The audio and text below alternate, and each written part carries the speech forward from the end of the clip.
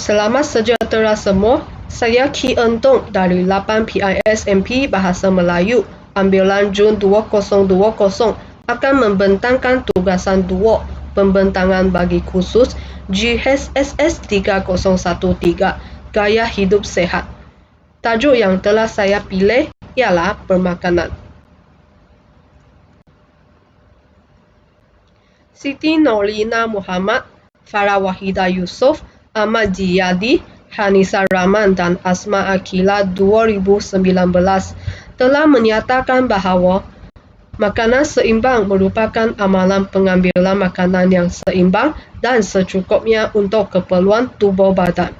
Oleh itu, amalan pemakanan seimbang adalah amat penting dalam kehidupan seharian dan perlulah merangkumi sumber karbohidrat, protein, vitamin, mineral, serat dan sebagainya. Terdapat isu yang sering berlaku dalam kalangan kanak-kanak atau remaja di Malaysia. Sebagai contoh, isu malnutrisi. Isu malnutrisi ini bermaksud suatu keadaan yang terhasil akibat kelebihan, kekurangan atau ketidakseimbangan nutrien yang diperlukan oleh tubuh badan seseorang. Terdapat 4 situasi isu malnutrisi. Pertama sekali, kurang berat badan. Kedua, tersusut. Ketiga, terbantu. Dan keempat, berat badan berlebihan. Berikut merupakan contoh gambar yang telah menunjukkan 4 situasi isu malnutrisi.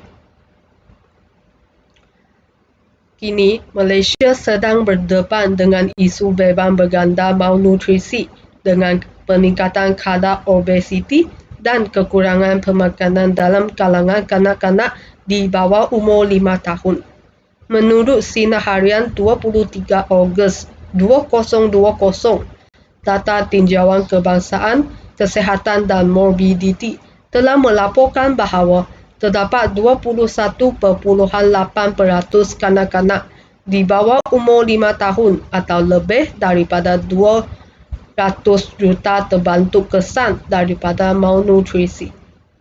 Selain itu, laporan kanak-kanak pinggiran oleh Tabung Kanak-kanak Pertubuhan Bangsa-Bangsa Bersatu 2018 telah mendapati bahawa terdapat 23% mengalami masalah berlebihan berat badan, 15% kurang berat badan, 22% terbantu dan 20% adalah kurus kering.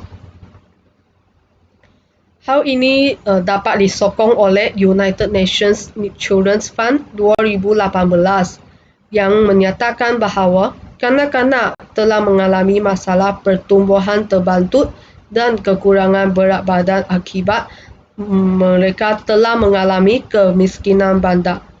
Jadi, kebanyakan kanak-kanak yang telah mengalami isu malnutrisi ini adalah dilihat mereka berasal daripada keluarga yang miskin.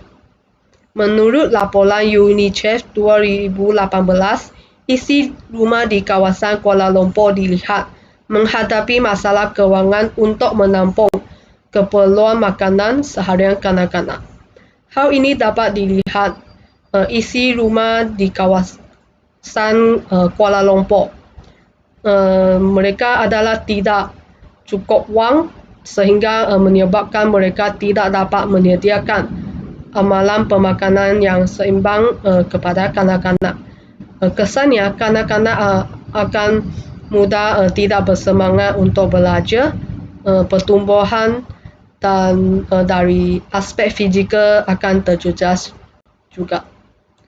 Seterusnya, strategi 2019 berpendirian bahawa terdapat 2 negara di Asia, iaitu India 466 juta dan Pakistan 10 juta, mempunyai kadar peratusan kanak-kanak terbantu akibat daripada kekurangan nutrisi. Jadi kita boleh mengetahui bahawa kedua-dua negara ini, iaitu India dan Pakistan, adalah negara yang miskin berbanding negara lain. Pada masa yang sama, berat badan berlebihan atau obesiti berbahaya yang semakin serius turut berlaku di negara-negara berpendapatan tinggi seperti United Kingdom, Amerika Syarikat, Kanada dan Britain. Arina Ajan 3 Oktober 2022 melaporkan bahawa 1 daripada 4 orang dewasa dan 1/5 kanak-kanak berumur 10 hingga 11 tahun di Britain mempunyai indeks disiplin badan iaitu BMI 30. BMI 30 ini adalah menunjukkan kanak-kanak tersebut telah mengalami berat badan yang berlebihan. Hal ini dapat disokong oleh Norujayati Nasir 2021 bahawa 1 daripada 10 orang kanak-kanak yang berusia 5 hingga 19 tahun di United Kingdom ialah obes. Jadi, isu berat badan berlebihan atau obesiti perlu dipandang serius oleh pelbagai pihak. Seterusnya, cara-cara mengatasi. Kementerian Pendidikan Malaysia ialah iaitu KPM. KPM telah melaksanakan rancangan makanan tambahan RMT untuk mengatasi masalah malnutrisi.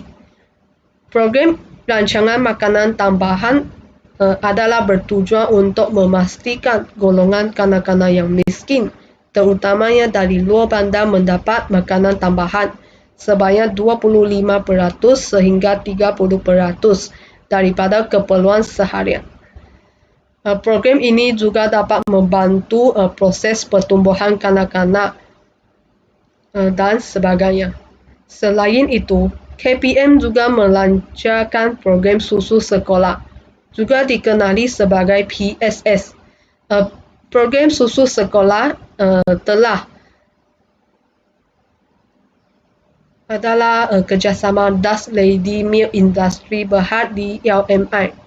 KPM juga telah berhasrat untuk memupuk tabiat minum susu, memastikan murid-murid memperolehi nutrisi yang seimbang dan meningkatkan pertumbuhan fizikal, mental dan kesihatan.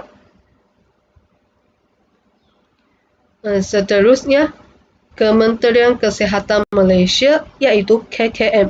KKM juga memainkan peranan yang penting untuk menjalankan program pencegahan dan intervensi masalah malnutrisi. Secara umumnya, program ini adalah bertujuan untuk meningkatkan status pemakanan, membantu ibu bapa untuk mengenal pasti isu berisiko berlebihan atau kurang berat badan kanak-kanak bawah 5 tahun. Jadi, apabila KKM telah mengetahui punca isu malnutrisi kanak-kanak, maka KPM akan menjalankan intervensi yang bersesuaian untuk mengatasi isu malnutrisi tersebut. Seterusnya, KKM juga telah melaksanakan kempen Anak Malaysia Sihat. Kempen ini bertujuan untuk memberi kesedaran dan mendidik masyarakat tentang kepentingan pemakanan yang sihat dan seimbang. Hal ini dapat dilihat melalui Nur Syamila Kamalu 28 Jun 2022 telah mengemukakan pendapat bahawa pelaksanaan program ini telah menangani masalah pertumbuhan dan pemakanan. Oleh itu, usaha yang dilaksanakan oleh KPM dan KKM dapat membantu mengatasi isu malnutrisi di Malaysia. Cadangan. Kita boleh minum susu segar dan makan roti bijirin penuh untuk sarapan pagi.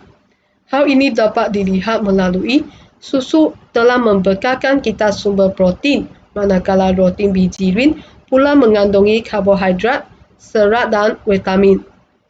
Pada masa yang sama, kita tidak digalakkan makan makanan yang terlalu lemak dan minyak seperti nasi lemak, nasi goreng dan sebagainya.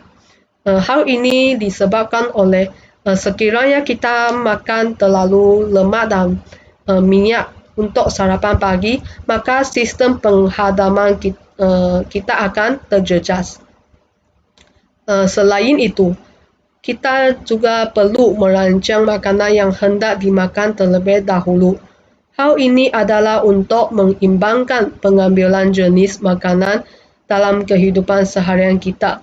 Sebagai contoh, makan buah-buahan dan sayur-sayuran dalam kuantiti yang sederhana mengikut piramid makanan. Kesannya, sistem penghadaman dapat berfungsi dengan berkesan. Ketiga, kita juga perlu mengurangkan pengambilan gula dalam pemakanan seharian kita. Hal ini dapat membantu kita untuk mengelakkan diri daripada mengalami masalah obesiti dan seterusnya meningkatkan risiko penyakit kencing manis. Misalnya, kita hendaklah banyak minum air kosong berbanding minuman manis seperti cola. Sekiranya kita sentiasa menjaga pemakanan seharian kita, maka kita dapat menghindarkan diri daripada dijangkiti penyakit berbahaya. Kesimpulan, amalan gaya hidup sihat dan pemakanan seimbang adalah amat penting kerana tubuh badan kita akan mendapat nutrien yang mencukupi, mengekalkan kesihatan diri, menghindari penyakit berbahaya dan sebagainya. Oleh itu, pengambilan makanan seimbang perlu berdasarkan piramid makanan supaya kuantiti dan kualiti adalah betul untuk keperluan tubuh badan. Dengan ini, kita perlulah merujuk piramid makanan dalam kehidupan seharian supaya tubuh badan kita dapat berfungsi dengan baik dan kita dapat menjalankan aktiviti harian dengan lancar. Berikut merupakan rujukan yang telah saya gunakan dalam pembentangan ini. Sekian, terima kasih.